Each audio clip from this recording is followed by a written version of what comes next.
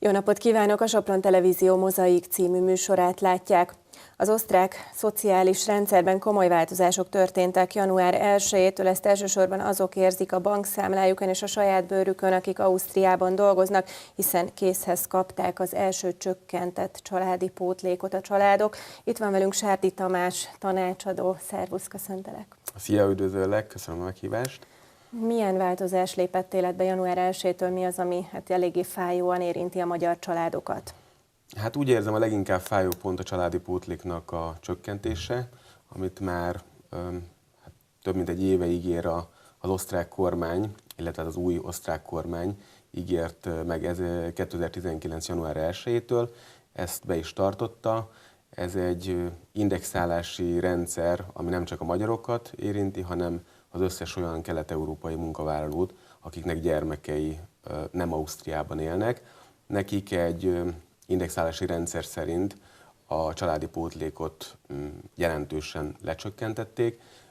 Ezek az arányok különbözőek az országokat tekintve.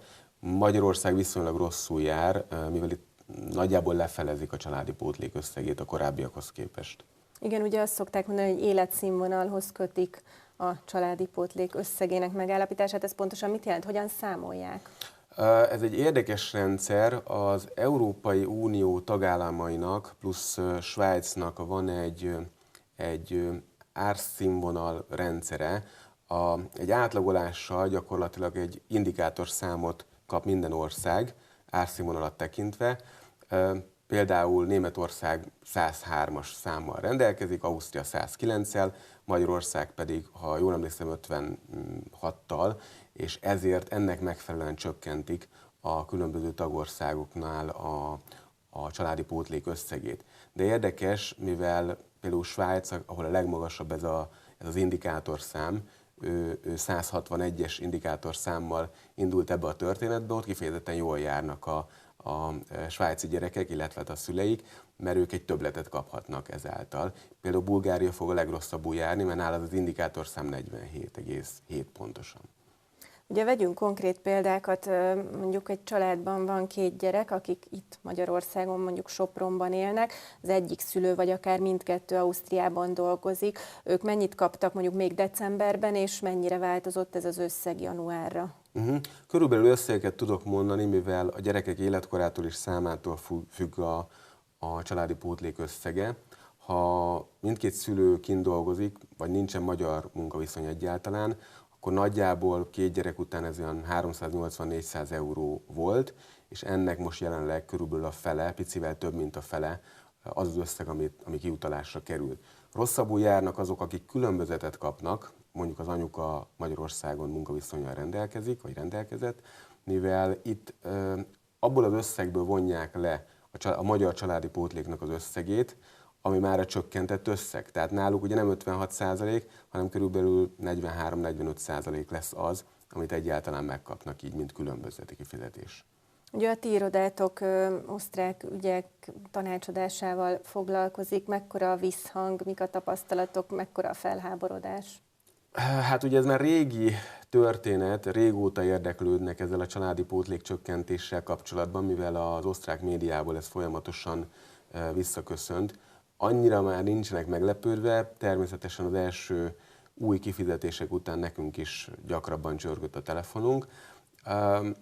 Én úgy gondolom, hogy mivel sokan kérdezik, mit lehet tenni ebben az esetben, és nyitottak is egy esetleges törvényi folyamat elindítására, úgy gondolom, hogy erre lehetőséget biztosít az Európai Uniónak ide vonatkozó koordinációs rendelete, és mi is meg fogjuk tenni a lépéseket. Ha szükséges, akkor az Európai Unió bírósága előtt fogunk érvényt szerezni ezzel ellen a jogtalan döntés ellen.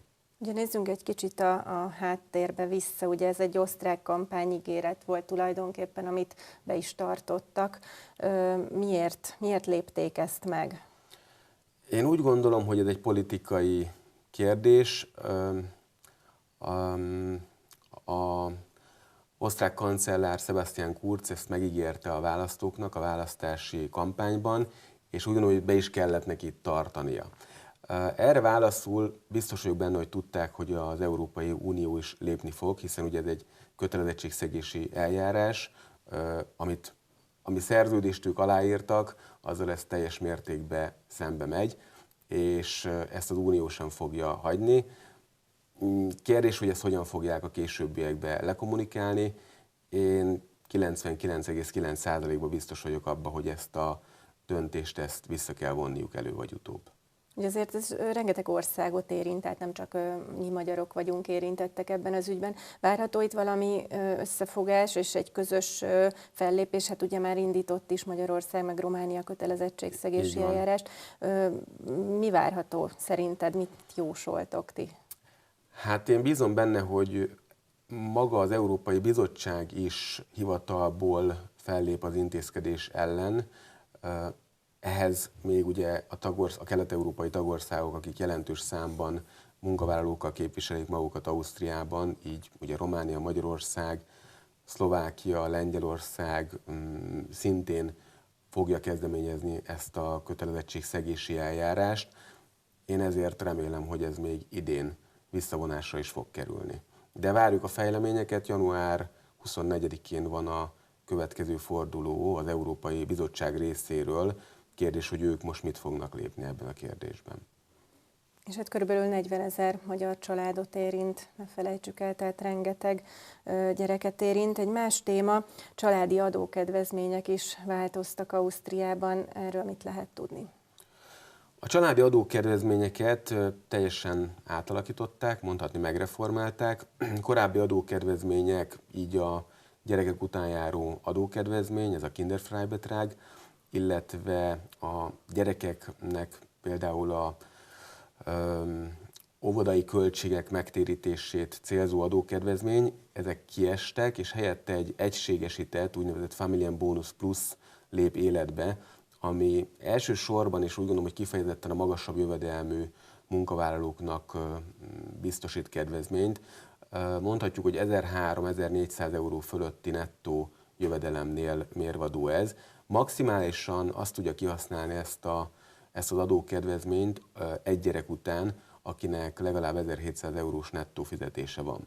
Ugyanis ez az adókedvezmény 1500 euró adó visszatérítést biztosít, de ehhez ugye adó befizetés is kell. Tehát akinek mondjuk egy 20 órás bejelentése van, és nincs adóbefizetés utána, az nem fog élni, vagy nem tud élni ezzel a lehetőséggel. Tehát itt inkább a jobb jövedelmű, vagy jobb jövedelemmel rendelkező munkavállalókat részesítik kedvezményben, vagy előnyben.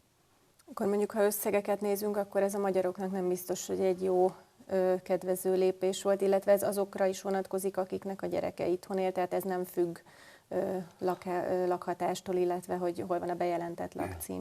Sajnos azt kell, hogy mondjam, hogy a magyar munkavállalókat ez azért nem fogja annyira pozitívan, az ő jövedelmüket nem fogja annyira pozitívan befolyásolni, mivel a tapasztalatból tudom, hogy egy kisebb réteg az, aki az 1500-1600-1700-as nettó fizetést elmondhatja magának, illetve azt is tudni kell, hogy ezt a Familienbonus Plus-t a kelet-európai munkavállalóknál ugyanúgy indexálják, mint a családi pótlékot, tehát majd a 2020-ban leadott adóvisszatérítések, amik 2019-re vonatkoznak, és még ez a törvény ugye életben lesz, reméljük nem, a Familienbonus Plus-t ugyanúgy fele értékkel fizetik csak ki a magyar munkavállalóknak, ha a gyerekeik Magyarországon tartózkodnak. Ez ügyben például van tennivalója az Ausztriában dolgozó, Magyarországon élő munkavállalónak, vagy ez automatikusan átvezetik, és tulajdonképpen nincsen semmilyen bürokratikus módja ennek? Gyakorlatilag kétféleképpen tudja ezt az adókedvezményt megigényelni, vagy évközben a munkaadó által már egy havonta figyelembe vett adókedvezményként, amit én nem javaslok annyira, pont azért, mert nem egyértelmű még, hogy az indexálási törvénnyel mi fog a jövőben történni. A legcélszerűbb a következő évben, tehát 2020-ban lehet elsőként akkor nyílik először alkalom arra, hogy a 2019-es évre ezt az adókedvezményt visszaigényeljék, vagy érvényesítsék. Ugye szinte az összes adónemben történtek változások. Itt például érdemes megemlíteni a gyereküket egyedül nevelő szülőket is, önnáluk is volt némi változás. Elmondhatjuk, hogy ami a családi adókedvezményeket érinti, tehát ugye az új adókedvezmény a Family and Bonus Plus, az egyedülkereső adókedvezmény, az egyedülnevelő adókedvezmény, ezek mind indexálásra kerülnek. Természetesen ez majd a következő évi adóvisszatérítéskor fog negatívan jelentkezni az adózóknál. Nem tudom, hogy volt erre vonatkozóan valamilyen számítás vagy tipp, de hogy mondjuk ha ezt mind egybe vesszük egy átlagos magyar ausztriai munkavállalónál, ez mit jelenthet mondjuk havi vagy éves szinten? Hogy milyen veszteséget jelent ez éves szinten? Igen. Hát ezt így nehéz megmondani, de én biztos, hogy vagyok. Ha a családi pótlékot is hozzászámoljuk, akkor ezt természetesen 1000 eurókba lehet mérni. Ha az adókedvezményeket tekintjük, és mondjuk valaki nem tudja ezt a Family and Bonus Plus kihasználni, márpedig én úgy látom, hogy szerintem a 70-80% a kint dolgozóknak nem fogja ezt igénybe tudni venni, ott ez egy ilyen 400-500 eurót jelenthet egy gyerek esetében, amivel kevesebbet kaphatnak vissza az adóvisszatérítésnél. És ugye ehhez jön még hozzá a családi pótlékból adó veszteség, ami egy gyermeknél bőven 1000 euró felett van évente. A praxisotokban hogyan látod, mik a leggyakoribb problémák, kérdések? Az új munkavállalóknak természetesen minden új, gondolom, de mi az, amit úgy gondolod, hogy a leginkább kérdéses?